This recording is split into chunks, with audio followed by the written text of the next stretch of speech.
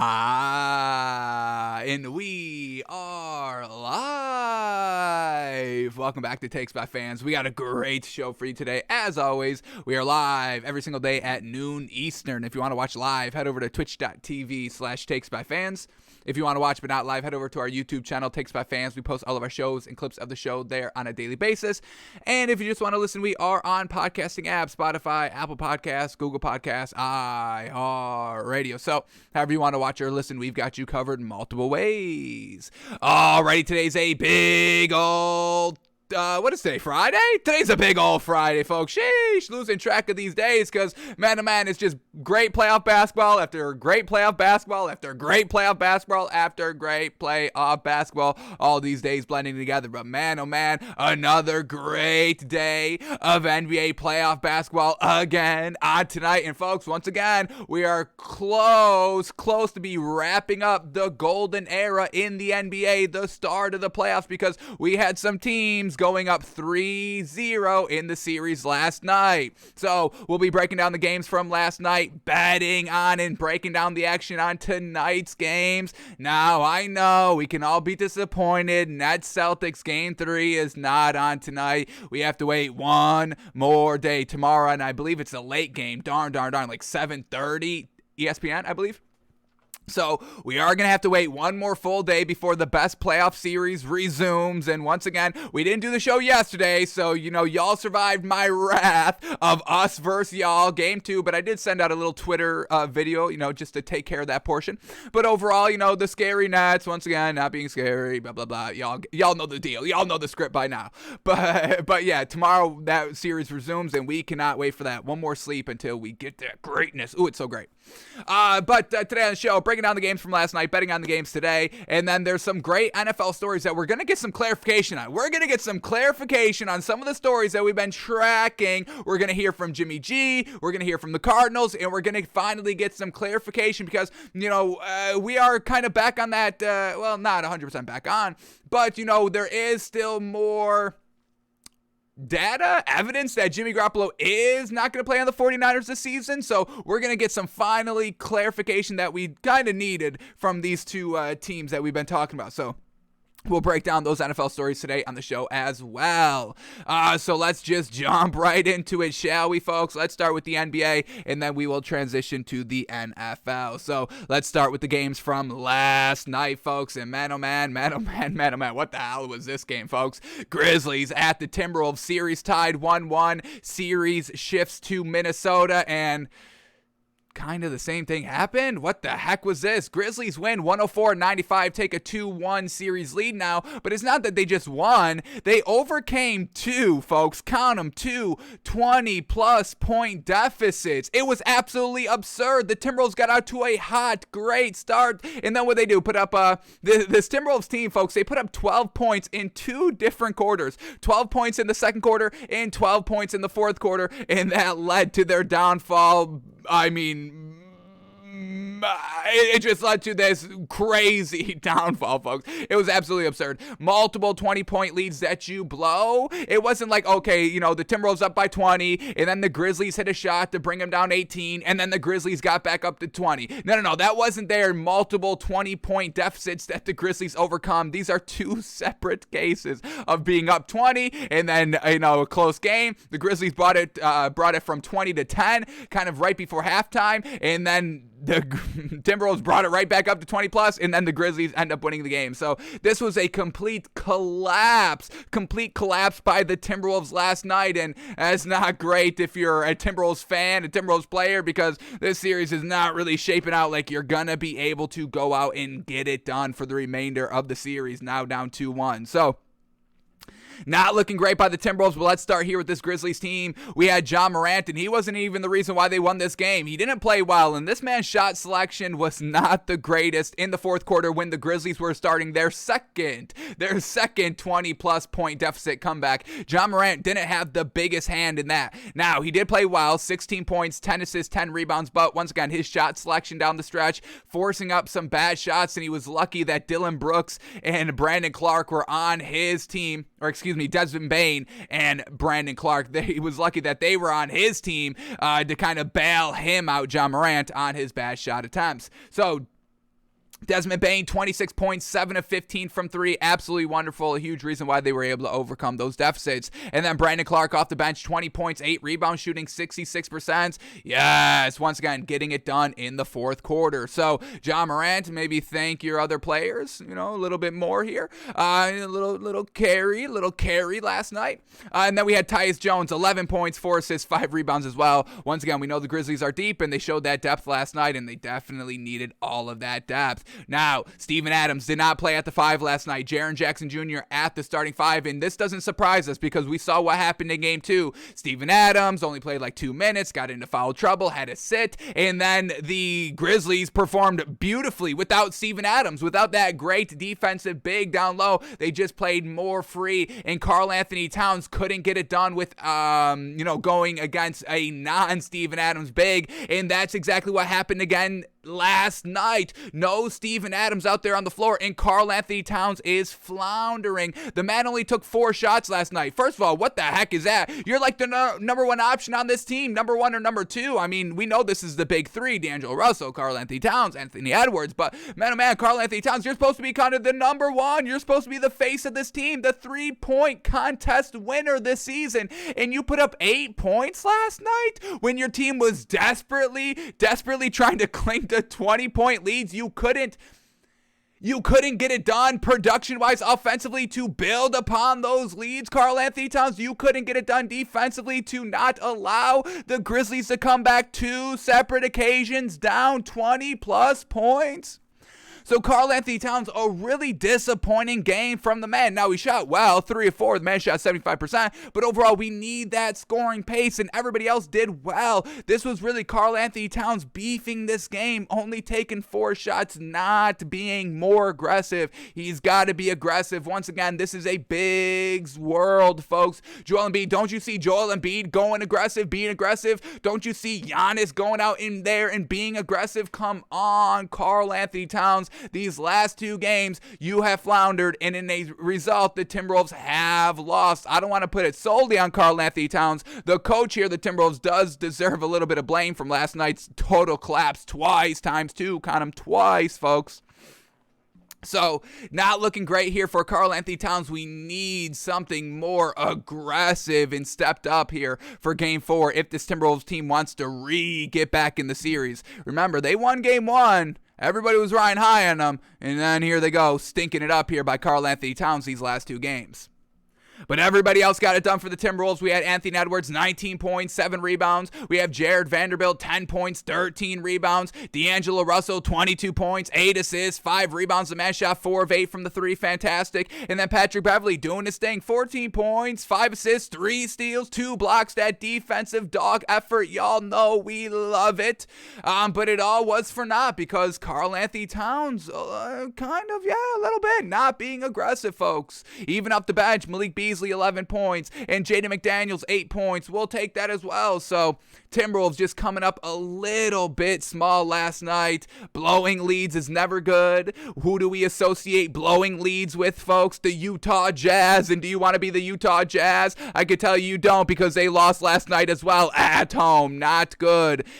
Timberwolves got to get it together. They have it. They have the team. They have the players. They have the depth, the size, everything. They have it all to compete with this Grizzlies team, the number 3 seed in the Western Conference. Timberwolves, go out and take advantage of this great matchup. You must close out this series, and it starts with Game 4 to try and retie up the series 2-2 to now make it a best of 3 for the remainder of the way. Go out and get it done, Timberwolves. We know you can. We've seen you dominate this Grizzlies team multiple times. It's not like they only had one run over the last 3 games that was good. No, they won Game 1, solid Game 2, solid Game 3, but they just couldn't close out. Come on, Timberwolves. We know you're better than this, so go out and get it done.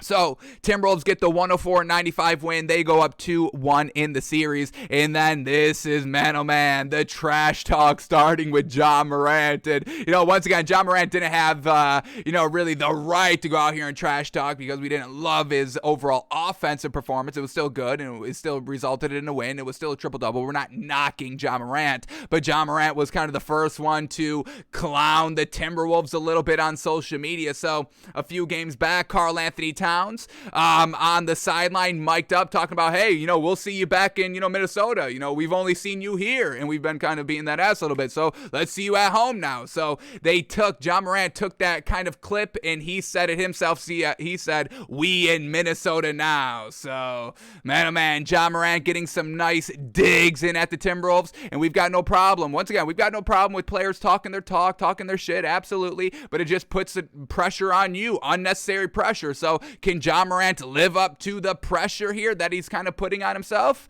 Yeah, we think he can, but he's going to have to go out and show it. So game 4, Timberwolves extra motivation, John Morant talking shit about him, Karl-Anthony Towns. A lot of people in the national media are kind of clowning Karl-Anthony Towns a little bit over these last 2 games, and we kind of understand. I mean, we pointed it out this game, and we saw what happened in game 2. So Karl-Anthony Towns gonna get kind of his buttons pushed this week before game 4. All this happening now, so we'll see how they come and respond here, but they must respond. They can respond, and we'll see if they do. Game 4 coming up on Sunday, I believe. All right, here we go. Next game up, we got the Mavs at the Jazz, and folks, the Jazz. How truly unfortunate is this Jazz team, folks? Truly bad. No Luka Doncic. They're at home, and they still lose the game. Like, they weren't even, winning this game at all. They were always kind of playing from behind, had the opportunity, closed the lead to, 4, 3, 2, 1 points, but then just could never really get over that hump and keep that lead, and they end up losing 126 to 118. This Jazz team now down 2-1. The Mavericks have won 2 games without Luka Doncic, folks. It's absurd at this point. This Jazz team, they're done, folks. Once again, truly done with this Jazz team. There's nothing good on this Jazz team. There's nothing great about this Jazz team. There's nothing about this Jazz team that truly moves the needle and makes us believe that they can win a ring any given year. We have talked about this same Jazz team, Donovan Mitchell, Rudy Gobert, doing the same things. Yes, they're so great, and Rudy Gobert is always, top 3 of Defensive Player of the Year discussion, which we never understand. Take a look at this clip yesterday, folks. Exactly what we've been saying. This man can't guard the perimeter, and when we walked through the playoffs before they even started, we called this series Mavericks 4-1. 4-1, they'll win. Here they are 2 up, or here they are now up 2-1. Bingo, following that path, not sweating the Jazz even on the road now, folks. So here we go. Let's take it here. Jazz down 4, 101 to 97. There's 9 minutes left in the fourth quarter. Come back, take the lead, all of that. But look at Rudy Gobert, a liability out here as you're starting to come back. Rudy Gobert on Jalen Brunson, folks. Look at all this room, and look at this man on skates, and this is just an easy mid-range jumper that falls. But this is Rudy Gobert, Defensive Player of the Year candidate. He can't guard anybody on this Mavs team. This is how we know it's a mismatch, and this is why we were so confident on calling the series 4-1 for the Mavericks, folks. So this Jazz team, look at this one more time, just shaking them loose, easy peasy. So it's just not all coming together for the Jazz like it hasn't all came together for the Jazz for the last few years, folks. We're still seeing the same mistakes, and it's truly unfortunate. But let's start here with the Mavericks. How gosh dang impressive. Able to win without Luka Doncic, folks, multiple times, and it's not looking good for Luka Doncic that he may be able to be back at any time in this playoff bracket, not even just for this one series, but for the entire tournament. So the Mavericks getting it done. They shot the 3 pretty well, 18 of 42, where the Jazz go 9 of 28, folks. That's the difference. That's always going to be the difference. We know this is just a complete, utter mismatch for the Jazz here, folks. There's no way they come back and win the series. Absolutely zero way. All right, but here we go. Let's start with the Mavericks. We had Spencer Dinwiddie in the starting lineup, 20 points, 6 assists, 2 of 7 from the 3. We had Reggie Bullock, 12 points, 3 of 6 from the 3 with 6 rebounds. Dorian Finney-Smith, 14 points, 8 rebounds, 2 of 7 from the 3. We had Jalen Brunson, 31 points, and he didn't even make a 3. 0-4 from the 3, but still managed to put up 31 points. Those mid-range jumpers absolutely killing Rudy Gobert. That gets you 31 points. That gets you the win on the road. That, once again, makes Rudy Gobert look a little clownish. The fact that he's top 3 defensive player of the year when we've got Draymond Green locking up Jokic on the MVP on a game-by-game basis out here, folks. We just saw a game winner yesterday. Do we have to skip ahead and see this clip right now? Here it is, folks. Let's quickly switch over to the Warriors-Nuggets game from last night. Nuggets down 5 with 40 seconds left, trying to, get back in this game a little bit real quick. And Draymond Green covering Jokic. Watch this play. Pokes the ball free. Game-sealing steal right there on the MVP. And the fact that Draymond Green is not top 3 defensive player of the year here, what are we even talking about at this point, folks? Truly. So stop it with the Rudy Gobert. Just stop it with the Rudy Gobert. A minus 16 out on the floor last night. Not going to get it done. Absolutely mismatch out here for this man. So, Jalen Brunson, the 31 points, fantastic. And then the bench of the Mavericks, man-to-man, getting it done magnificently. Maxi Kleber, 17 points on 4 of 5 from the 3. Talk about stunting. Josh Green, 12 points, 6 assists, 3 of 5 from the 3. Yes. And then Davis Bertans. The great 3-point shooter from the Wizards. 15 points, 4 of 7 from the 3, folks. They had 11 threes just off the bench alone, the Mavericks did. The Jazz did not have 11 threes for the entire team. Do you see where the mismatch is now, folks? Yes. Jazz are done. They're toast. They're burnt toast. Throw them in the garbage. They are done. We can call the series now, folks. What series did we call already? We called, what series did we call? We called the 4-1. Man. Was it Hawks? It wasn't Heat Hawks. They're up, Heat up 4-0. Did we do it? Oh, man, I forgot which one we called already. Darn. I want to say it was the, did we call 4-0? Did we call the 4-0 sweep on the Hawks? Is that what we called? Folks? Series markets. Let's bet this one while we've got it up. Let's go. Jazz Mavericks. Here we go. Series total. Series correct score. Let's get it up. Yeah, we did. Did we call it 4-0 Heat? That's still at plus 190, folks. Get that in. The series does resume today, but do get that in. 4-0 Heat. Bet that. What else do we got here? Where's the series? Here we go. Mavericks Jazz. Call it 4-1, folks. Dallas Mavericks to win 4-1. It's at plus 340, folks. Fantastic. Go out and lock this in. I can't see the Jazz winning another game. You don't win the game 1 of your 2-game home advantage. You don't take advantage of that. You don't win the first one to reset the tone, reset the tempo. You don't do that? Oh, interesting. All right. I would have done that, but y'all didn't do that. So go out and bet it, folks, at plus 340. Great odds right there. Mavericks to win the series 4-1. All right, so everybody got it done for the Mavericks. You love to see it. And then for the Jazz, just once again, doing the same exact thing that produces the same exact result.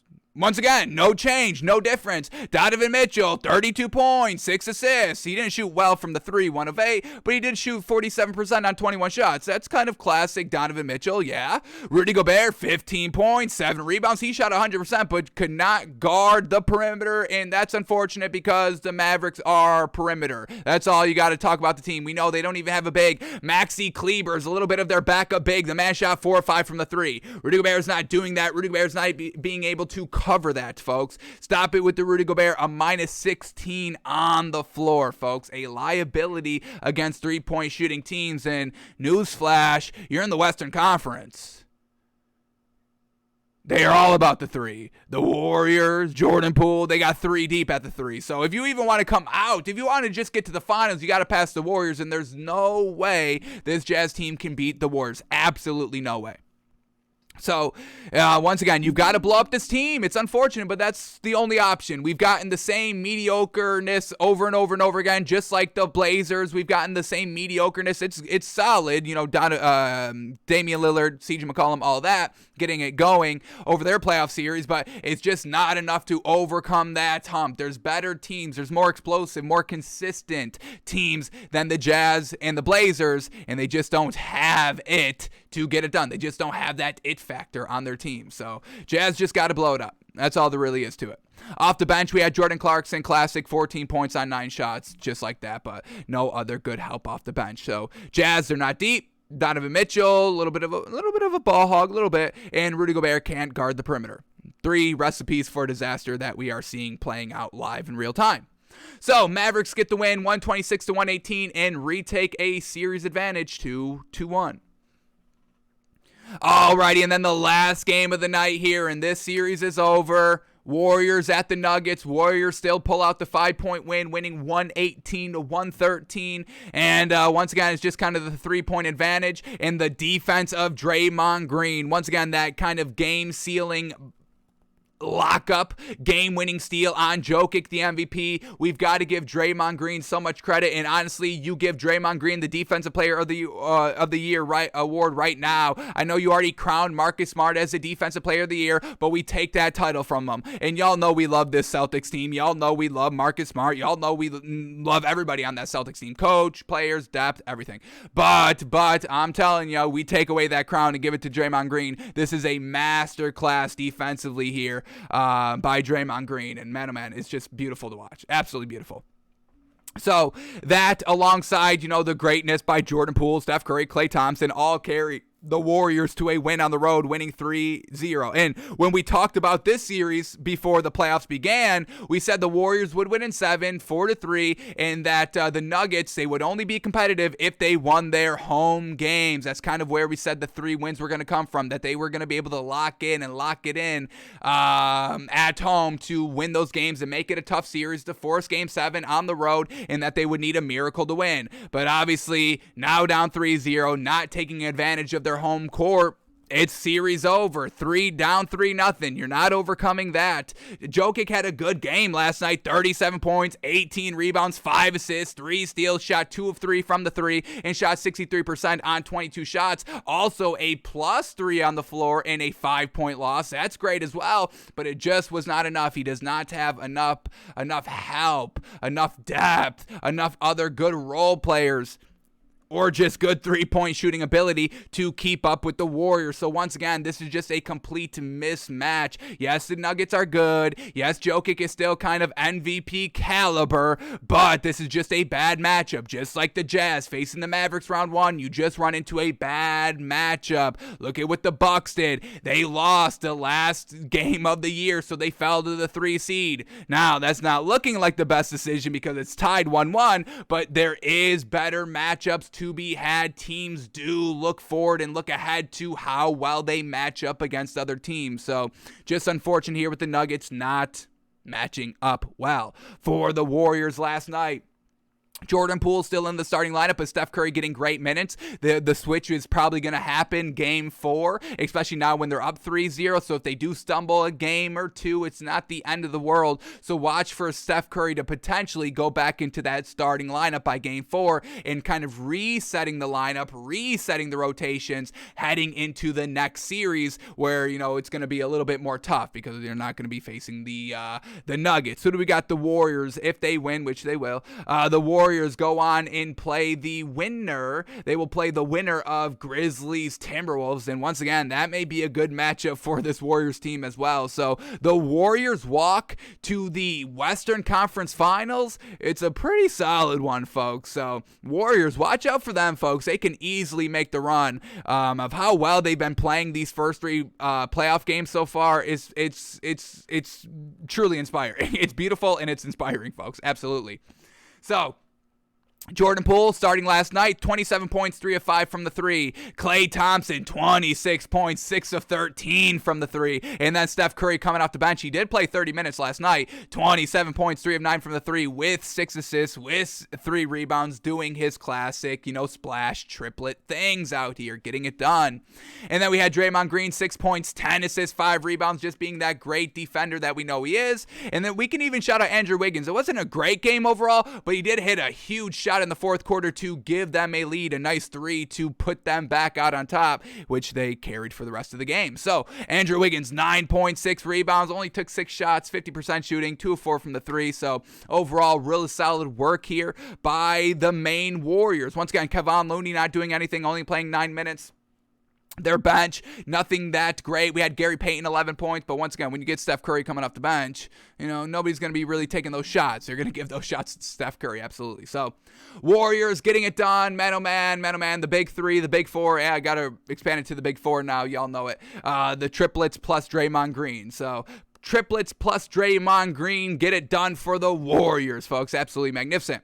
And then once again, for the Nuggets, Jokic did his thing, 37 points, 3 steals, 5 assists, 18 boards. We had Aaron Gordon, 18 points, 12 rebounds, 4 assists. Solid game overall. Just once again, the scoreability coming up short here, allowing 118 points. To put up 118 points, we're going to need Aaron Gordon with 20-plus points a night. And unfortunately, he's just not reaching that bar, folks. And I know 18 is close to 20, but this was a close game. Went down to the wire, real back and forth the final 5 minutes. But Aaron Gordon not being kind of that scoring threat and everything like that. That's why, once again, Jokic should be in the MVP discussion. He's got no help around him. The second leading scorer was Aaron Gordon with 18 points. Then we had Will Barton, 13 points, but the man shot 38%. Monte Morris, fourth leading scorer, 10 points, but once again, shooting 1 of 5 from the three, 36% on 11 shots. There is no consistent scoring besides Jokic. He can give it to you at the three-point line. He can give it to you down low, but other than that, there's no other consistency. You're just kind of hoping and praying that the other players' shots fall. That's really all you have to hope for. So, once again, I'm not going to get on the whole debate train that Jokic doesn't deserve the MVP now because, the Nuggets may be getting swept against the Warriors, regular season awards and all that. I still give credit to Jokic for what he's done this season. And once again, I think this sweep here speaks a little bit more to why he deserves MVP more than why he doesn't deserve the MVP. So, Jokic trying his best, but nothing great. Off the bench, it was just okay. Nothing great. Some overall decent performances. And once again, nobody taking a lot of shots. But we had Austin Rivers, 6 points on 2 shots. Bryn Forbes, 5 points on 2 shots. Bones Highland, 5 points on 6 shots. JaMychal Green, 6 points on 2 shots. And DeMarcus Cousins, 9 points on 4 shots. So, overall, it was pretty solid. But once again, still coming up just short. I don't think the Nuggets can squeeze out even a game 4 out here. So, Warriors get the win 118-113 and extend the series lead to 3-0. Alrighty, those were all the games from last night, but there are 2 quick stories to cover before we talk about betting tonight in the NBA. And the first one up here, not good news for the Suns team. Well, in return, good news for the Warriors because once again, the Warriors Suns, they would face in the Western Conference Finals. And if Devin Booker's not ready to go, the Warriors may be getting to the finals. Folks, do not sleep on the Warriors of coming out of the West this season because we get this Phoenix Suns star. Devin Booker could miss 2 to 3 weeks with a grade 1 hamstring strain. So we know Devin Booker is a little bit of their primary scorer. Lethal, deadly scorer, need a bucket scorer, you go to Devin Booker. Now, they still have Chris Paul, facilitator on the floor. I was going to say, they lose kind of their lifeblood in Devin Booker for the squad, but no. Chris Paul can still, take over and deliver. DeAndre Ayton can step it up and be more aggressive. We saw him be aggressive with no Chris Paul, so we can see him step it up a little bit, but that's what the Suns are going to have to do. Change kind of how they score, change how they kind of go about business on the floor offensively, go down low, play the pick and roll with DeAndre Ayton and Chris Paul, get some nice floaters, get some mismatch, and let DeAndre Ayton work down low. That's what you're going to have to do, and we'll see if the Suns can play that style of basketball. I do believe they play tonight. That's one of the games on tonight. Suns Pelicans 9:30 on the road here, so this is going to be a big time test for this Suns team to see if they can overcome with no Devin Booker. We've seen them overcome no Chris Paul. Devin Booker also didn't play in 1 and 2 in those games, but they still overcame that.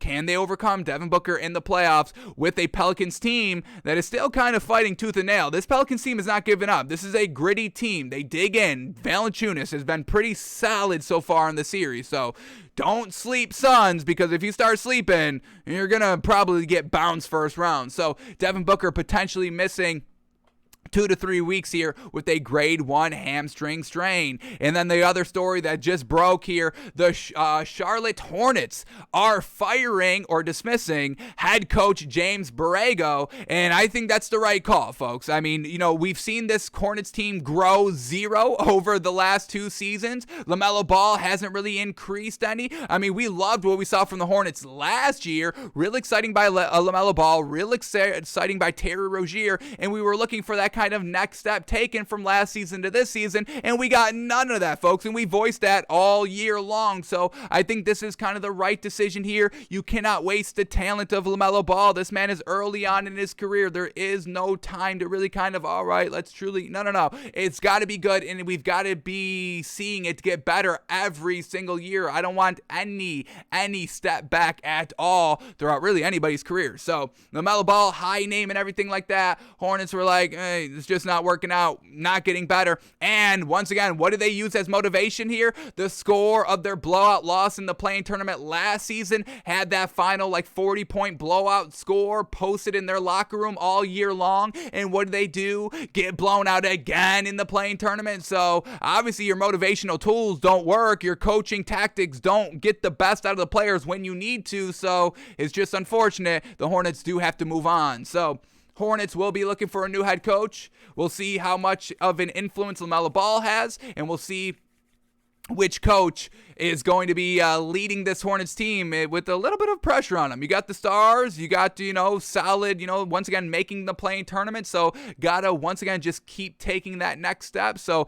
pressure is going to be on immediately for whatever coach gets this opening, but we'll have more time to discuss that in the upcoming offseason. But head coach James Borrego out for the Hornets. Alrighty, now let's talk about what's on the slate today of NBA playoff basketball, folks, shall we? Unfortunately, we did not vocalize or publicize our bets yesterday, and I apologize because we did cash in over here, and, I benefited. I'm sorry I didn't give that advice to y'all. I know I was selfish. I didn't tweet it out. I truly apologize. I stayed away from the Mavericks game last night. I thought really the Jazz were going to dig in deep and win that game, so I just stayed away from betting that one, but fools on me. Mavs plus 7.5 was just phenomenal, outstanding value, and absolutely, why wouldn't it be? Fool on me for even thinking about not taking that game. Sorry. But we did take, we took Warriors on the money line, and we also called it minus 4.5. Good thing they won by 5, so we covered that. And then we took what was the first game we talked about? Grizzlies. We took them on the money line and also minus 4.5, and they covered both of those as well. So the picks that we had last night, they hit. And once again, we will, we apologize for not getting that information to y'all, the consumers. I want y'all to win when we win too, folks. This is not just me winning. If I'm eating, we all eating, folks. All right. There's a lot of food to go around, a lot of money, a lot of green to go around. If I'm eating, I'm not being selfish with my green. I'm gonna let y'all eat too, folks. So y'all remember that, okay?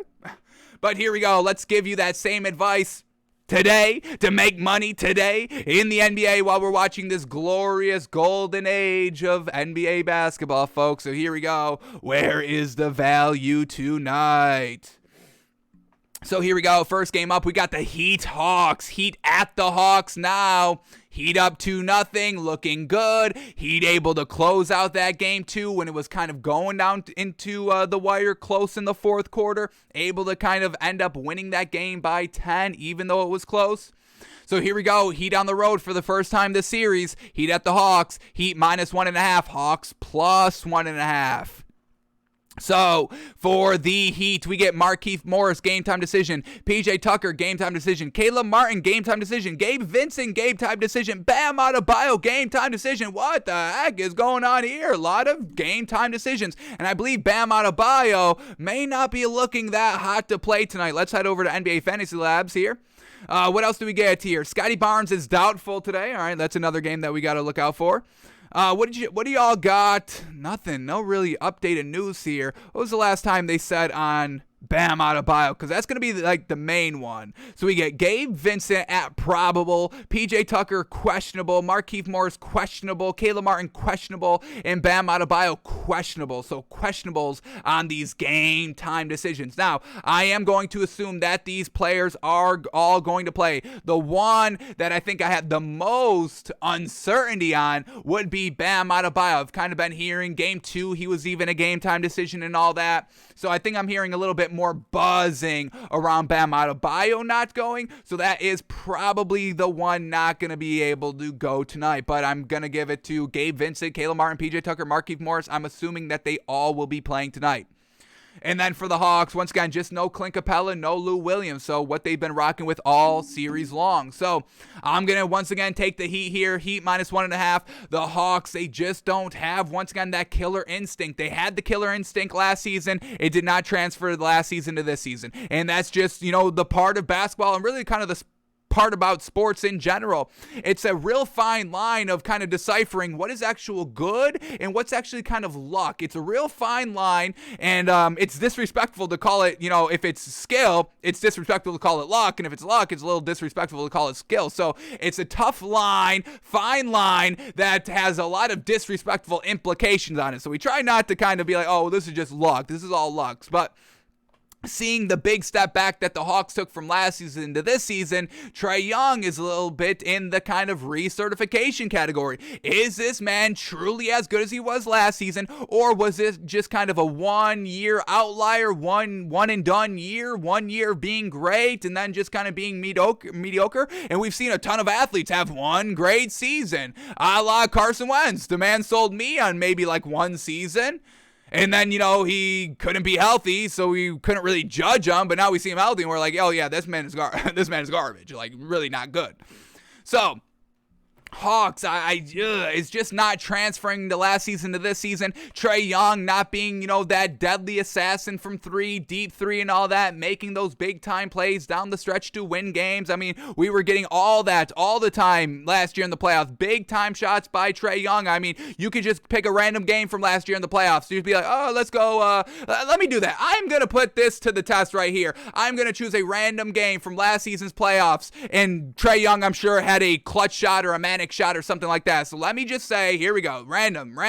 Y'all ready for this? Randomness. We're going to go round 2, game 3. Round 2, game 3. Sound good for y'all? Here we go. Let's get Trae Young's stats up here, shall we? Round 2, game 3, Trae Young probably had a clutch, really great shot. Yeah? Let's see if we can bring this up quickly. Here we go. Trae Young's playoff logs from last season. 2021, here we go. Series number 1, game number 3 against well, maybe not. Maybe not. They lost by 16. Trae Young, 28 points, 8 assists, 2 steals that game. All right. But it did go 7. What did he do in this game 7 game? Let's go here. Yes. Game 7, second round against the 76ers.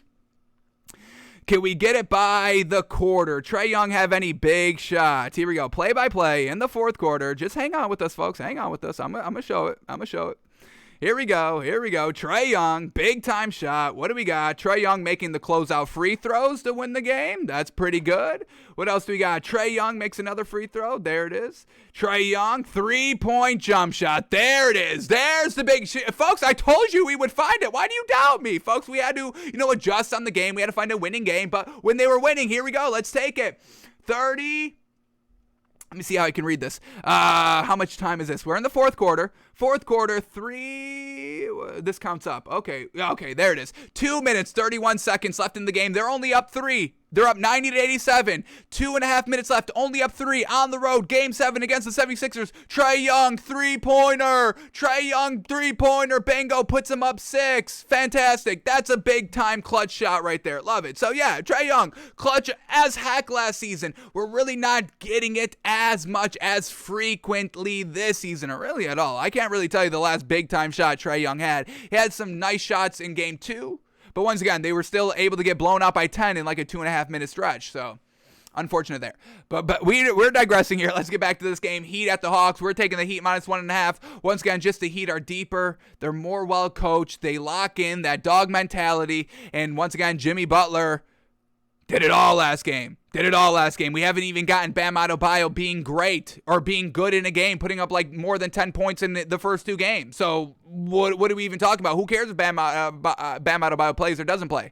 He doesn't have to lock up Clint Capella, and they're not relying on him to score the ball. So I'm going to go the Heat -1.5 here. The Heat can travel well, folks. The Hawks, they're going to have to hope that their home court is rocking and roaring to try and, rock this Heat team.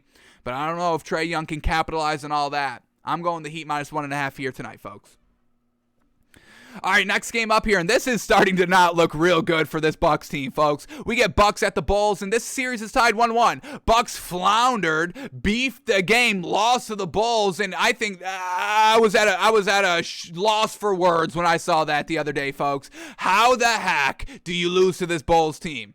Absolutely unacceptable. And now, no Chris Middleton. Chris Middleton done for the remainder of this year. So now the Bucks, who aren't that deep, gonna have to rely on Giannis even more. And he's been struggling to win games here. Game 1 and Game 2. Game 1, they struggled. They blew a big lead, almost lost the game. Game 2, they just straight up beefed the entire game. Kind of right from the rip. The Bulls were a little bit in control that entire game.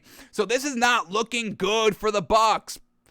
Now, what is good? We only have to swallow 2.5 here. That's good. We've been having to swallow 10, and it's never cash. Bucks -10.5 here over games 1 and 2 has never cash, but now it's only -2.5. So this is where that great value is. Unfortunately, there is no Chris Middleton. So is it even still good value? It's good value because you're facing the Bulls. I haven't not seen any consistency out of this team all year long. So that's definitely working for us, but no Chris Middleton. Not great. So here we go. All the ins and outs here for the Bucks. George Hill is out and Chris Middleton is out. And Chris Middleton's going to be out for this series at minimum and maybe even longer. I think we're getting like an MCL sprain. Not good. And then for the Bulls, we get everybody's good to go for them as well. So Bulls at home, riding all that momentum, able to steal a game. Bucks with no Chris Middleton, gonna be big, bad loss for them, but I still can't find the value in the Bulls, folks. I am still putting my foot down and saying I'm not believing in this Bulls team. I'm not believing, even if it was just Giannis, 1v5 out there by himself. I think I still take the Bucks -2.5, so I can't bet the Bulls, folks. I'm gonna bet the Bucks here. Only have to swallow 2.5. Love that. Yes, I know no Chris Middleton and all that, but I think they have to overcome. The Bucks can't lose first round, folks. I mean, that's like, I can't even factor that as like a true possibility. There's no way. There's no way, folks. Right. Are y'all with me in that the Bucks? There's no way that they can lose this series after defending champions and all that. Actively losing that final game of the season to drop down to the 3rd seed, so the Celtics get the 2 seed to face the Nets. The Bucks actively wanted, chose, sought after this Bulls team to face them. You can't lose this series. I'm taking the Bucks -2.5 because I can't bet the Bulls, folks. I will not bet the Bulls. We'll see how they do here at home, but I'm still taking the Bucks minus Chris Middleton. Bucks with no Chris Middleton is still the favorites here, according to Vegas. Gotta go that, folks. I'm taking the Bucks -2.5. And then here we go, the last game of the night. We got the Suns at the Pelicans. Suns -2, Pelicans +2, and the Suns with no Devin Booker. I think that's going to affect this team because now we're going to have to get another great scorer who can score at will whenever he wants. Not like a Chris Paul who needs to set up his score ability by just kind of being that facilitator all game long and surprising people in the 4th quarter. I don't know if Chris Paul is going to get out to that great start here. We're going to either need Cameron Johnson or Cameron Payne. Most likely it's going to be Cameron Johnson to come in the starting lineup and get it done and be that 25, maybe even 30-point-a-night scorer. Cameron Johnson's going to have to step in that role and pick up that offensive slack missing from Devin Booker, and I don't know if I believe in him, folks. Once again, the Suns have the pieces off the bench, but I mean, they really don't rise to the occasion consistently. Yes, we get a game here and there, which is good, but I gotta see consistency here, and I don't think I really kind of attribute the words consistent with Cameron Johnson. No disrespect, he's good, he has the ability to, we just really haven't seen it. So Suns -2, Pelicans +2. I think I'm going to the Pelicans here at home, able to feed into that energy. It's gonna be rocking and roaring in New Orleans, folks. So for the Suns, Devin Booker out, Dario Saric out as well, and then for the Pelicans, everybody's good to go, and I'm taking the Pelicans with the points here. The Suns are going to have to prove that they can get it done without Devin Booker. I'm not going to wait here and be like, well, all right, I'm going to still give credit to the Suns like I'm giving credit to the Bucks. No. We know the Pelicans are better than the Bulls right off the rip, so we can give a little bit of the benefit of the doubt to the Pelicans and then not give the benefit of the doubt to the Bulls. We've seen this Pelicans team claw and be great and beat the great teams and be consistent with their big three out there on the floor. And we are getting the big three out on the floor here tonight. And we've seen Valanciunas really good, really solid effort game 2. Suns gonna have to switch up their entire how they play basketball. They don't do a lot of with DeAndre Ayton on the pick and roll. It's a lot of kind of, Chris Paul and Devin Booker creating space and all that. We'll see if the pick and roll game is thriving for the Suns. That's the only way I can see this team winning tonight. So I'm gonna take the Pelicans with the 2 points, folks. Taking the Pelicans here at home.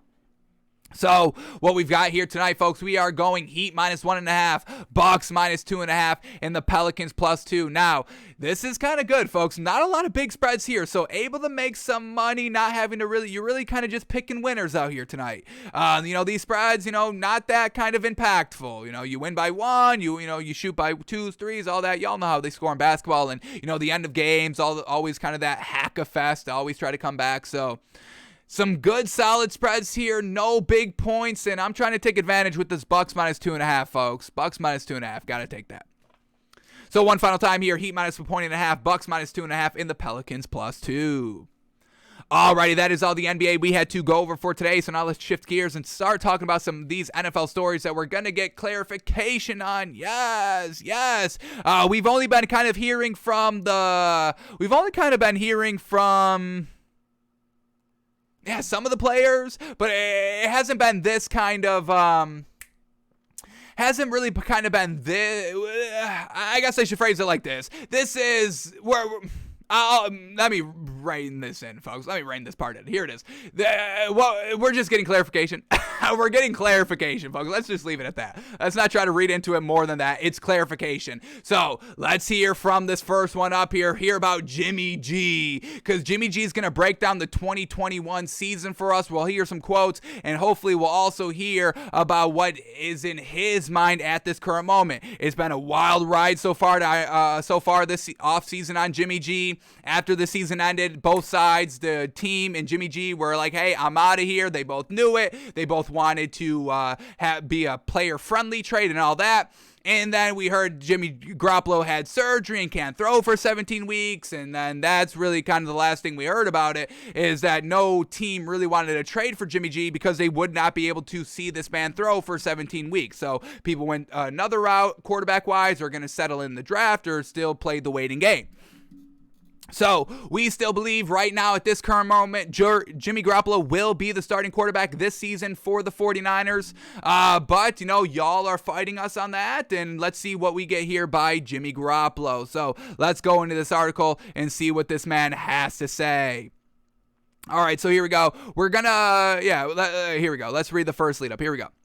There's been little to no movement on Jimmy Garoppolo's status with the 49ers since he last spoke with reporters. The same could be said about Garoppolo's ability to throw at this point in time. Garoppolo is in the midst of a shoulder rehab following surgery and isn't yet cleared to toss the football around. But that doesn't mean he isn't preparing for whatever his future holds, saying, quote, I'm not where I want to be yet. Obviously, the shoulder surgery went well. Rehab's been going great, but it's a process. And I knew going into the surgery what it was going to take to get the shoulder back right, but we'll be throwing here soon. So got to keep in the right direction. It's a long off season. It's already been crazy with all the trades, guys going to different teams, whatever it is, and absolutely that. I don't know. It's just one of those things where I'm going to let the chips fall where they may and work my ass off like I always do. When you do that, good things will happen for you. So Jimmy Garoppolo's kind of like, yeah, I'm a little bit in this limbo place. I don't know. It's just one of those things where I'm going to let the chips fall where they may. So once again, the overall timeline has changed drastically, folks. Right after the season ended, it's 100% guaranteed Jimmy Garoppolo's gone. Then right before Jesus Louise, folks, I apologize today. Right before Jimmy Garoppolo kind of was not going to have, right before Jimmy Garoppolo had shoulder surgery, Adam Schefter came out and what did he say, folks? Hey, it's not a home run that the man's going to be traded. And then the shoulder thing came out. Hey, he can't throw for 17 weeks. All the other teams making their quarterback decisions already. So I'm still on the belief that Jimmy Garoppolo is going to be the 49ers quarterback, folks. for the season. And once again, that's good. Y'all should not be fighting that. Y'all should not be fighting for Trey Lance to be the guy, folks. Once again, folks, y'all know how we feel. We've never really believed in Trey Lance and really thought that was the best move going forward. But what else do we get here? Let's keep going here. Next lead up. Garoppolo has proven to be an ideal teammate even when it's been clear that the plan is to replace him. The veteran manned the starting role in 2021 after San Francisco moved up to the third round and took Trey Lance. And instead of following self-pity to envelop him, he led the 49ers to the NFC Championship game and did so while battling multiple injuries. Folks, those last two sentences, or that last sentence in general, that's exactly why I never understood y'all wanting to move off of Jimmy Garoppolo. This man is a warrior. First time playing with the 49ers. First year, he gets injured. He could have, oh no. But what did he do? He followed it up by getting to the Super Bowl. And then, hey, Jimmy, we're going to move off of you. And what did he follow that up with? Getting to the NFC Championship game and only losing to the Super Bowl winner Rams. That's a pretty good loss, I would say. So I just never understood. This man is a winner. This man is a warrior. And y'all want to throw this man in the garbage every chance y'all get. I don't get it. But here we go. Quote says, quote, "It was a strange year. I don't know if I'd wish that on anybody. It worked out. We're here now." So just rolling with the punches. And that's why we like Jimmy Garoppolo. Never making the noise. Never kind of doing this and that. Always doing the right thing. I mean, this man's got leverage on days, folks. This man truly has big time leverage. So much leverage that he's still able to kind of make the 49ers think, hey, maybe we don't start Trey Lance here, right? Maybe we wait one more year, or just kind of wait one more year to see if Jimmy Garoppolo's actually like still good or not. Like, do we wait? Do we keep it? Like, that's how much leverage Jimmy Garoppolo has. If he had no leverage, they would have traded him for nothing. Hey, you're not picking where you get to go. You don't have any say in where you get to go. You're going to the Panthers and you will like it. You will go to the worst team in the league and you will like it. But Jimmy Garoppolo has leverage. He's been the warrior. He's been the winner. He's good. He's good. That's leverage. All you need is being good. He's good. So, man's got leverage, folks. You got to get the leverage. Kyler Murray, got to get the leverage. All right, what else do we get here? Do we got to keep going in this article? Let's go to this next lead up, see if we're still on track here. Here we go. Where were we? Here we go.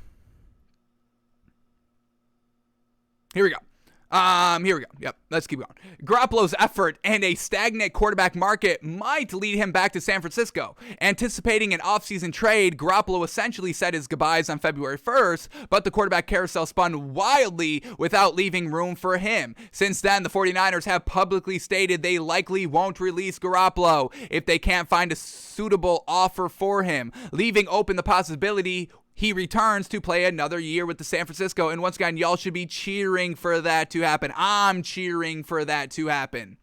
If that happens, he might have to win a quarterback competition. No, he won't.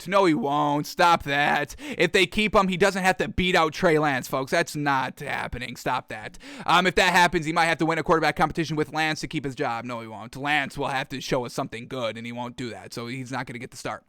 Garoppolo did not show up in Santa Clara for the team's offseason workouts this week, but with his rehab still far from complete, it's no surprise he's not lifting weights with his teammates. A notable teammate, receiver Debo Samuel, also wasn't in attendance and might not be a 49er in 2022, at least if this trade request is satisfied.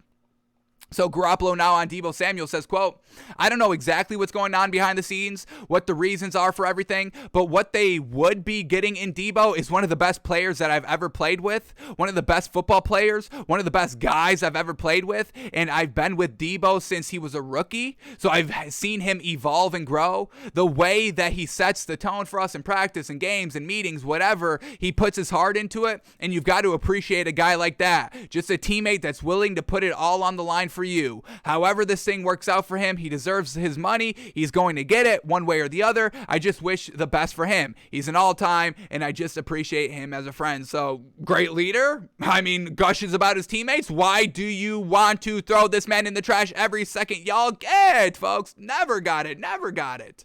So, That's what we've got by Jimmy Garoppolo. It's a real up-in-the-air decision, but folks, he's going to be the 49ers starting quarterback this season.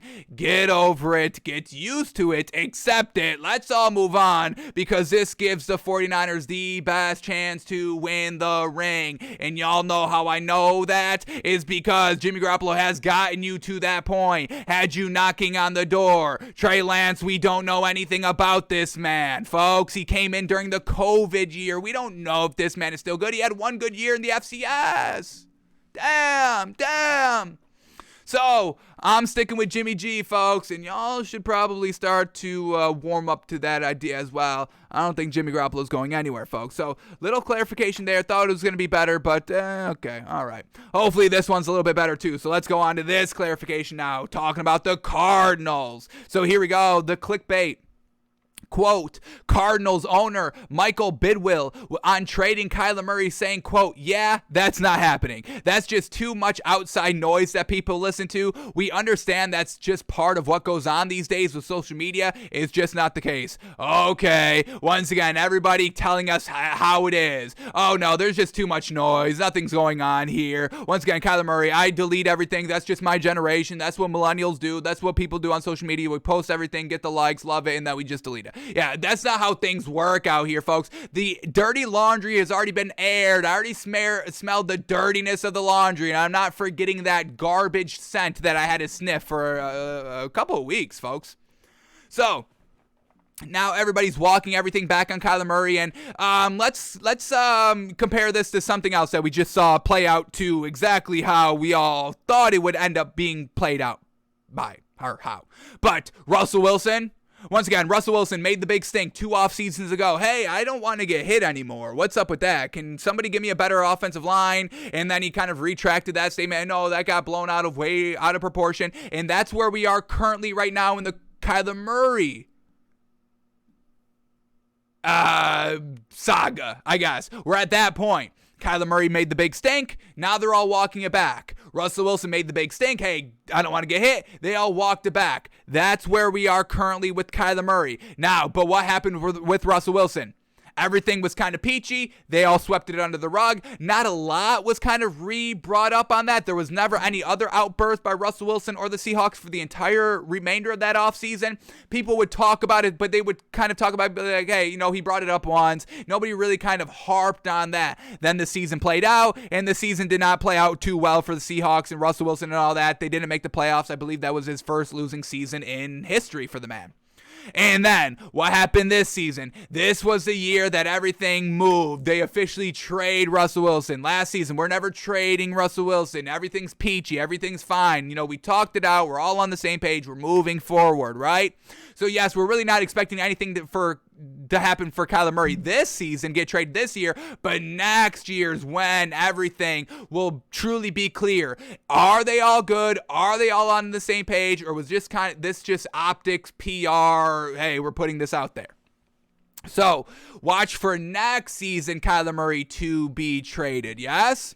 But let's see what they're all saying now, what excuses these guys are saying now. Everything's peachy. You don't have to worry about everything. You took that. Y'all read into that. Once again, a little Riddler-ish. Y'all took Kyler Murray vocalizing, him wanting to get money and his agent putting out that letter and him, taking everything Cardinals off of his social media. Y'all looked into that? Y'all looked into that? Why would y'all do that? No, of course, nothing. Okay. All right. But here we go. Let's read the first lead up here and see what the owners of this Cardinals team are saying on Kyler Murray.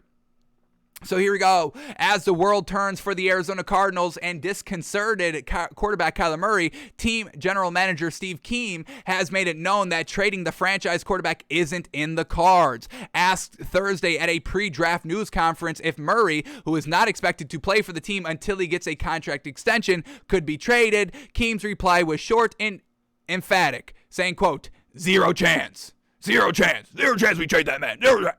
So he's saying zero chance. And then Kyler Murray puts out the most unrobotic, I want to be here. This is Kyler Murray on Twitter. I want to win Super Bowls with the Cardinals. AZ is home. Does that sound like he likes the Cardinals? Does that sound like Arizona is truly home? I mean, this sounds like a bot wrote it. This sounds like an AI wrote it. Like, hey, just send out a tweet that seems like Kyler Murray wants to stay here. That's what you would feed into the machine, into the AI, into the computer. Hey, you're trying to pretend to be Kyler Murray. Hey, we need a tweet about you wanting to stay here. You love the Cardinals, all that. I want to win Super Bowls with the Cardinals. AZ is home. Arizona is my home. I love Arizona. Couldn't even spell out Arizona, folks. Did the state abbreviation. Capital A, capital Z. AZ is home. Arizona is home. I want to win Super Bowls with the Cardinals. AZ is home. Does this sound like Kyler Murray is back in kind of, all right, we swept everything under the rug. All right, we're on the same page here. Everything's cool as a clam. In Arizona, does this sound like everything's cool as a clam here in Arizona? Of course not. So wait till next year. Of course, nothing's going to happen this season. Nothing was going to happen this season anyway. If you got a contract extension, that would have happened this season, but, that's not happening because the Cardinals are like, hey, we still don't really know what's up here on you. We're still not 100% sold on you. Can you get it done without DeAndre Hopkins? Can you just get it done in a big game in general? Like, we still got a little question marks here.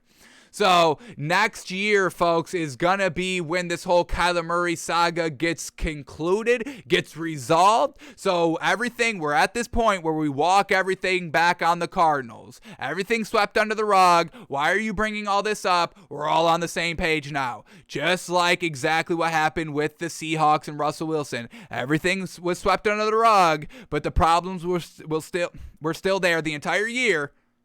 And then this year, that's when the decision was made. Yeah, we're trading Russell Wilson. Even though he's great, even though he won us a Super Bowl, even though he got us to 2 Super Bowls, we're still letting him go. We still have to trade him. So maybe not this season he gets traded, but next season, absolutely.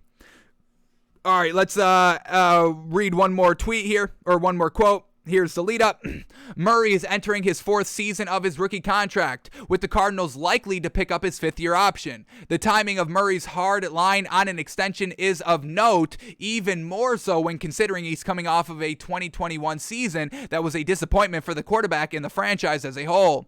Murray was 55% completion percentage for 137 yards, no touchdowns, 2 interceptions in the Cardinals' season-ending NFC wildcard loss to the LA Rams. It brought to an end a campaign in which Arizona began a 7-0 start and ended with a 5 losses in its last 6 games. Saying, quote here, Steve Keem again says, quote, nothing's changed. Really, the way we've approached it is we have free agency, we have the draft, and then we'll take a deep breath and sort of refocus. That's the same reason that every other player that's been a third-year quarterback has done in the middle of summer to late summer, and it's no different for us. It's just sort of the way that system works. Nothing has changed as far as him being our long-term and short-term quarterback, yet they're not paying him, right? So Kyler Murray wants to get paid.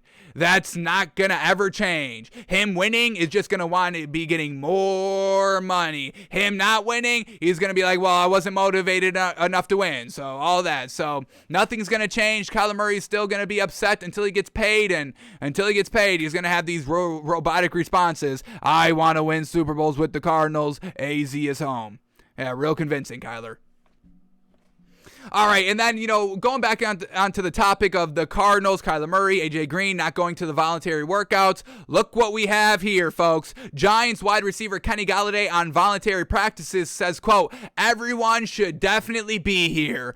Everyone should definitely be here. There's really no excuses of why anybody's not here. So exactly that. Kyler Murray, AJ Green, everybody should be there. There's no excuses. Why are y'all not getting it done? Y'all say y'all want to, win rings and get better and all this, but then you don't go to voluntary workouts, the first chance to get acclimated and put everything into process to get on the same page, to build that repertoire, to build that relationship even more. Y'all are actively not doing it. So once again, these players are not serious about getting better. They just want to get paid, and really that's it, which we don't care. Money's everything, so absolutely everyone's just trying to get paid. But once again, don't be surprised, don't be upset when the Cardinals move off of Kyler Murray next season.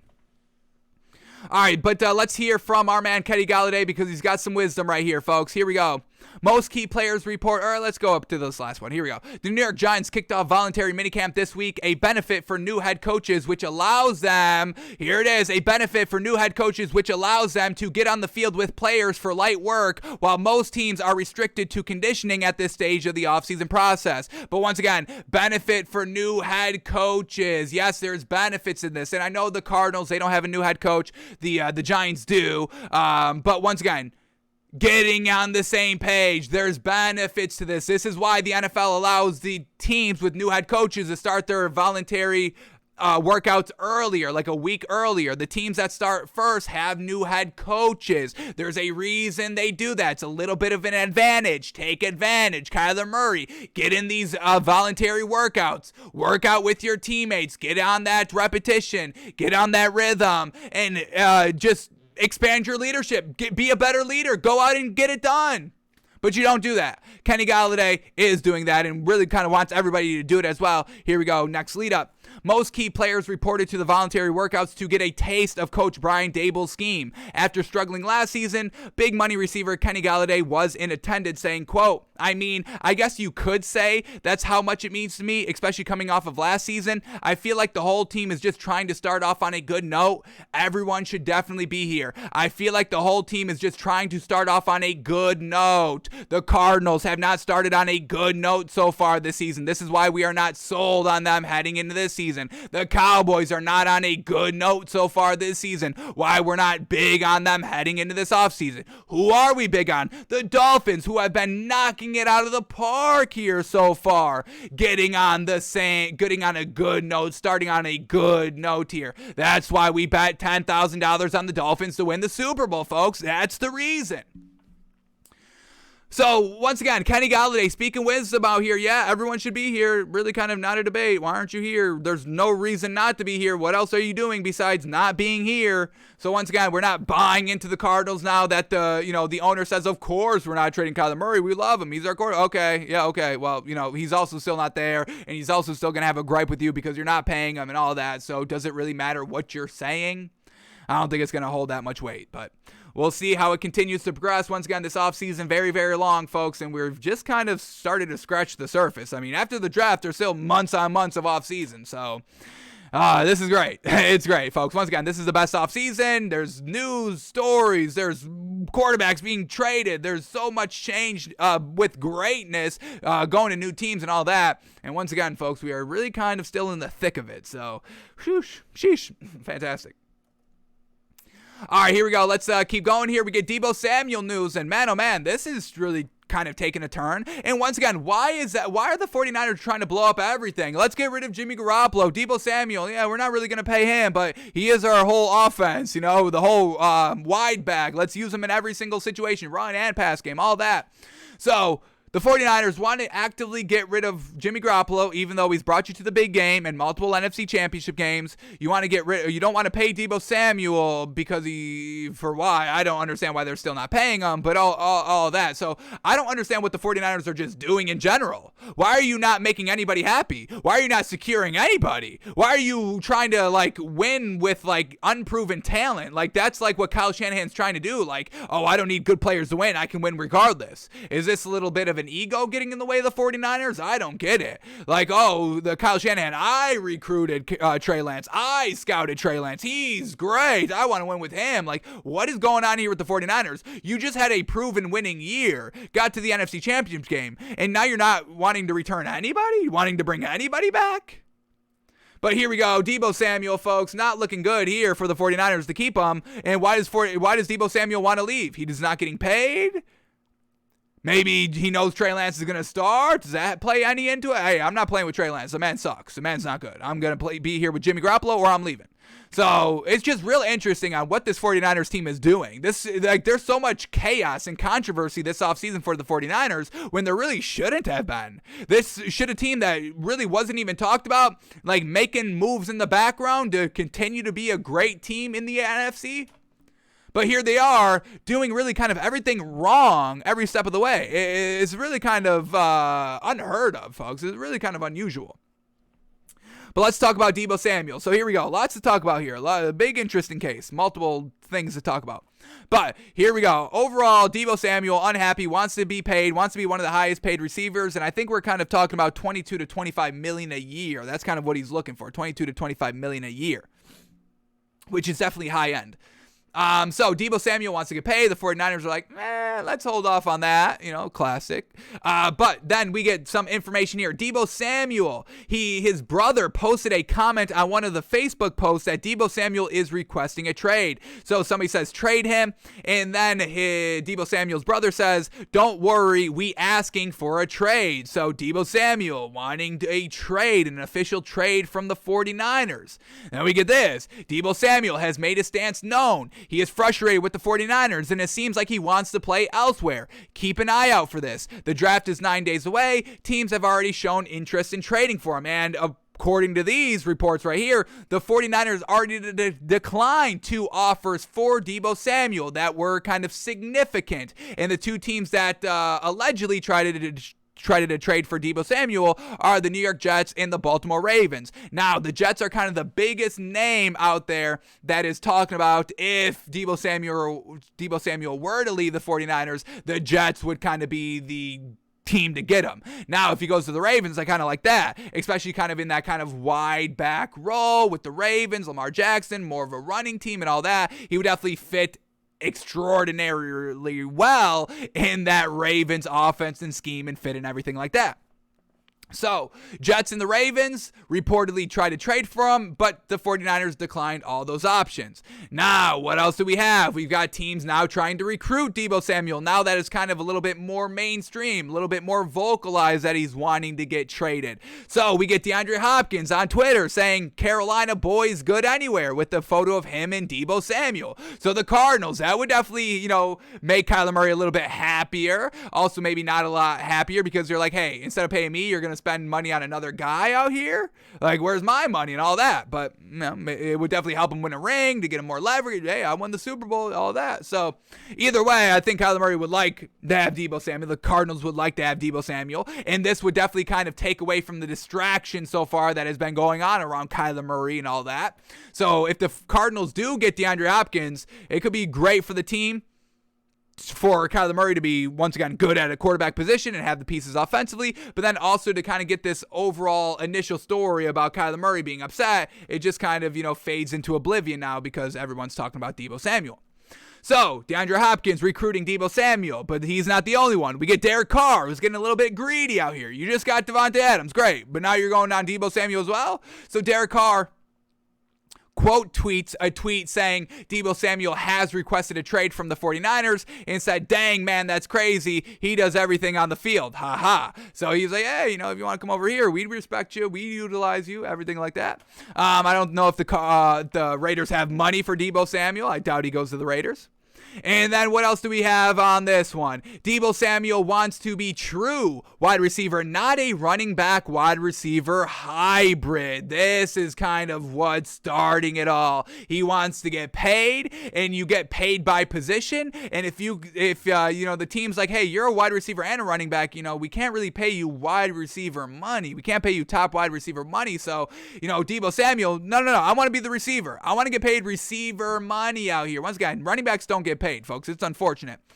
Receivers get paid. So if you're a running back / receiver, you're not going to get paid top wide receiver money. So Debo Samuel's like, yeah, that's cool what I was doing last year, but no. If that's going to affect my money, I just want to be a true wide receiver. So that's playing into it. The money's playing into it. Him wanting to be a true wide receiver. The 49ers like, hey, we want to use you schematically, running wide back, everything like last season and all that. And Debo Samuel's like, nah. So tons of moving parts here with the 49ers.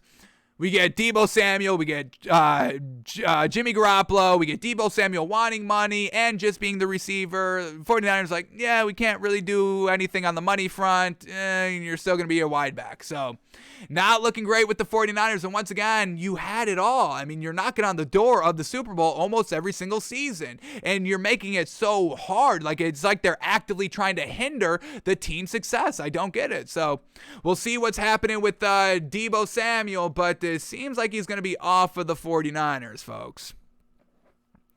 Alrighty, here we go. Let's keep going on. We got the next story up here talking about Tua, a little bit of clarification on him. And once again, y'all need to come around on the Tua train. Some people already are, folks. Let's talk about this. And I want to talk about this quickly. But, we believe in Tua. Absolutely. No debate. He's great. Most accurate quarterback in the league. Absolutely fantastic. But everybody in the media has been knocking Tua. And what I just saw a couple of days ago was really interesting. And I think people are starting to overcompensate for Tua so they can kind of play both sides. I think that's kind of what we're getting here with, all those kind of Tua non-believers. And it was basically like everybody, folks. So all these people now trying to kind of express support for Tua, but also at the same time setting him up for failure, because Colin Cowherd projected Tua's 2021 stats. And this is what he said, and he put it very high, folks. He put this very high. Completion percentage is at 69%, which is fantastic, folks. We love that. Y'all know we would love 69%, and Tua definitely has the accuracy to be 69%. But that is so high, folks. That is absolutely so high. You're setting anybody up, whoever you put that kind of pressure on. Hey, you got to throw 69% completion percentage this season. Anybody, Tom Brady, Aaron Rodgers, it doesn't matter. That's a high-ass bar for anybody, and you're gonna put it on Tua, third year in the league, new head coach this year, kind of new system schematically all over the place offensively. You're gonna put a bar at 69%. Like, damn, Colin, like you're setting this man up for failure, playing both sides a little bit. Hey, I believe in Tua. He could throw 69%. He's great. But then when he doesn't live up to that, hey, we kind of told you, Tua, still has, some growth, still has some, still can get better, all that. All right. People are starting to play both sides on the Tua train, folks. This is, the next thing we have to look out for. But I just want to go, let's go to Aaron Rodgers' career stats, folks, yes? Somebody y'all hold very high, yes? Let's look at his completion percentage numbers, folks. 69% is high, folks, is high. This is every single year for Aaron Rodgers, folks. Here we go, starting from year one all the way up to this season. 63, 64, 65, 68, 67, 66, 65, 60, 65, 64, 62, 62, 70, 68. So Aaron Rodgers has only thrown 69 or better once in his career, 68 or better 3 times in his career. So, this is just a high standard for anybody, folks. So, this is what we're getting. Everybody's overcompensating for Tua, setting him up for failure and everything like this. So, he predicts 69% completion percentage and 23 touchdowns and 8 interceptions for Tua this season. Once again, we love Tua. He's accurate. I'm not trying to lessen how great Tua is going to be, but this is just setting him up for failure a little bit, folks. I would call 67. I think that's a little bit more reasonable. 67, 69 is kind of crazy. Doable, but crazy. All right, but let's go back to this now. Tua talking now, we get the clickbait quote, Tua on the Dolphins offensive additions, saying it's more of an opportunity that we all get as a team to show what we can do this year. And once again, just Tua's attitude, his leadership, it's absolutely fantastic. He's always cool as a cucumber, even given the dysfunction that Brian Flores kind of put him through for 2 years, or just overall the Dolphins organization, Stephen Ross included. But now that he's got an offensive-minded head coach, all these weapons, he's still the same cool clan that he's been, but now we know he's excited, and you can hear this in his voice. Every time he opens his mouth, you can hear the sheer excitement now with everything kind of going his way. He's got the support. Everybody supports him. They're building around him. He knows he's the guy now. No debate, no question. Am I the guy? Am I not the guy? He is the guy. So all that, the man is acting cool. He's gushing. You can see him glowing every time you look at him. So once again, the Dolphins are the team that everybody should be big on at the current moment. So let's see what we get out of our man Tua. Here we go. First lead up. Miami did nearly everything possible to put Tua in a position to succeed. If he fails, there will be no more excuses. And once again, folks, everybody's like speaking so aggressively to, oh, no more excuses after this year. No more excuses. Once again, this is year 3. Y'all are still actively holding out for Sam Darnold and Cam Newton. I'm like, what are y'all talking about? Why is this such a do or die season for Tua? He's not been dying the last 2 years. The man's been living. He's been getting it done the last 2 years. I don't understand where this narrative of, hey, this is it now, no more second chances, like he got a second chance to begin with. So it's crazy, folks. It's honestly crazy. We've been studying it. We've been analyzing it. Just the sheer narratives, the sheer talk around Tua. It's bizarre, folks. It's truly bizarre. It makes no sense. So just watch out for how people phrase things. Once again, if he fails, Miami did everything possible to put Tua in a position to succeed. If he fails, there's no more excuses. We get Kevin Patra, setting up this narrative. Colin Cowherd saying, hey, I can see 69%. And if he doesn't get 69% completion percentage, he's not a good quarterback. So once again, everybody's still setting this man up to fail. Yes? Man, they're trying to play both sides of the fence, folks, and we see right through it. I see right through it.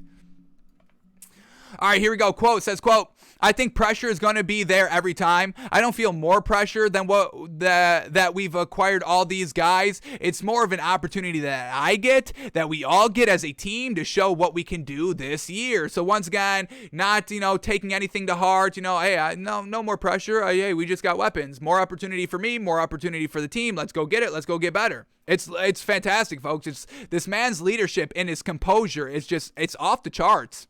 And then the final thing right here, Tua spoke glowingly of McDaniel and how he has already helped the quarterback grow from his first 2 seasons. Instantly helped grow. We're like 2 months from the end of last season, and this man is already growing already in this short 2 months off season already because you got the right guy as head coach. I mean, y'all know, I'll say till I'm blue in the face, folks. I do not care. You got to get that offensive-minded head coach at the head coaching position, folks. Here we go. Final quote says, quote, I sat down with the head coach and we went over about 150 clips of throws that need to be better, throws that were good, all sorts of throws. The reason as to why he showed me that is it transitions to the way he kind of schemes up the offense. Really, the biggest thing for us is yak, yards after the catch. We want to yak the heck out of teams. So, I mean, you got Jalen Waddle, you get Tyreek Hill. Yeah, you're going to be yakking it up out there. So, Tua has an already great relationship with Mike McDaniels. Mike McDaniels already had all those 150 clips queued up to go and show Tua, be like, hey, this is what I like, this is what we need to work on, and we're going to be yakking it up out here. So it's all looking good for Tua. Everything's looking good, but watch out for the snakes in the grass that are trying to play both sides of the fence while also setting him up for failure. 69% completion percentage. That's crazy, folks. That's crazy great. It's doable. It's achievable. We've seen it. But for a third-year quarterback like this, first real time to take command of an offense, I still think that's a little bit too high, folks. A little bit too high. All right, what else do we get here? Let's end it here. Let's probably last thing we can go over quickly here. And this is funny, folks, because once again, the whole Carolina Panthers organization, it's a dysfunction. All the coaches are bad. We're not buying into any of this Carolina Panthers team at all, folks. Jimmy Garoppolo will not be the Panthers starting quarterback this season. Stop that, please. Because we get this new Panthers offensive coordinator, Ben McAdoo, declares Sam Darnold as the starting quarterback and then walks back the statement, folks. Yes. Let's read this article, see how it all went down. But this man, he doesn't even know. There's no plan in place, folks. People are just talking willy-nilly out here. And, we know you do not say anything. If you're a part of a team, you don't say anything. You keep everything under wraps. If you don't know who the starting quarterback is, you don't say who the starting quarterback is. You don't just name, oh yeah, he's a starter, all that. So we get no accountability, I would say. I mean, you got these coaches randomly talking. So once again, Matt Rule is not keeping the organization in order. Everything's spilling out here. Not good. They don't know how to gauge talent. The Panthers are truly not good, folks. It's not a good organization. But here we go. Let's see what Ben McAdoo is up to, folks. Yes?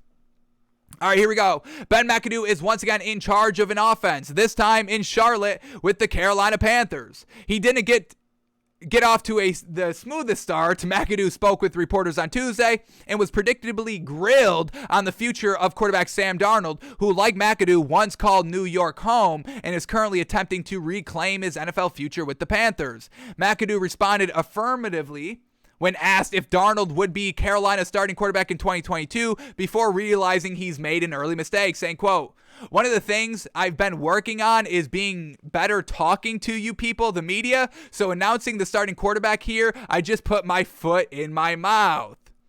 That wasn't something I should have said." So once again, Ben McAdoo, yeah, the fact that he got a head coaching job to begin with the Giants, now we knew that was just to set him up as the fall man for moving off of Eli Manning, because remember, it was Ben McAdoo who benched Eli Manning and ruined his kind of consecutive start streak, and it outraged everybody. But the Giants needed to do something to move off of Eli Manning, and Ben McAdoo was the scapegoat guy. It's unfortunate. But, we saw him as a head coach, never really did anything for us as a head coach. We were kind of scratching our eyes like, this is the guy you chose? Okay, interesting there. Never panned out, and now he's here, another coaching hire with the Panthers as the offensive coordinator.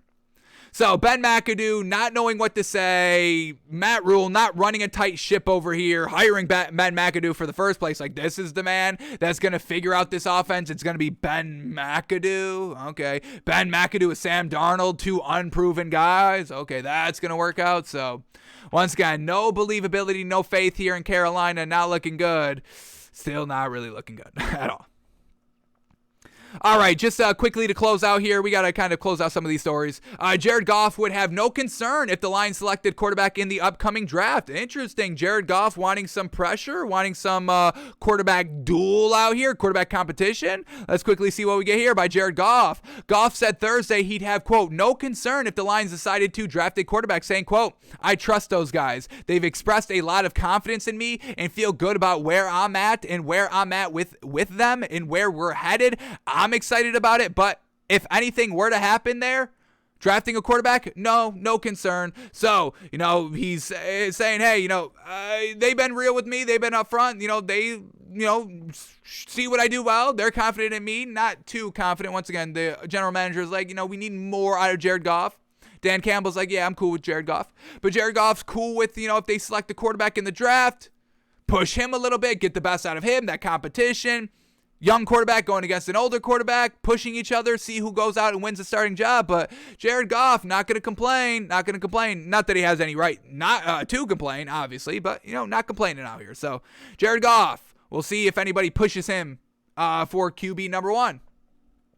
Then we get this. Pete Carroll says DK Metcalf has, quote, shown a really good mentality with contract situation looming. And once again, folks, we talk about, the people maybe going about it the wrong way, or maybe not the way that we would go about, contract extensions with Kyler Murray and all that. But once again, DK Metcalf and the Seahawks team, they lose Russell Wilson. They lose that leader. And DK Metcalf, he's not tripping. He's not trying to get out of Seattle. He wants to take over and own that leadership role and everything. And then this whole contract situation, Pete Carroll saying he's shown a really good mentality. So losing Russell Wilson, contract status up, and this man is still wanting to be the leader here in Carolina. Well done, DK Metcalf. Loving everything about this. There's other ways than just kind of kicking and screaming in the national media, on social media and everything like that. So I wanted to, talk about this to highlight and, shout out DK Metcalf for just being a great team player, being a great teammate and everything like that.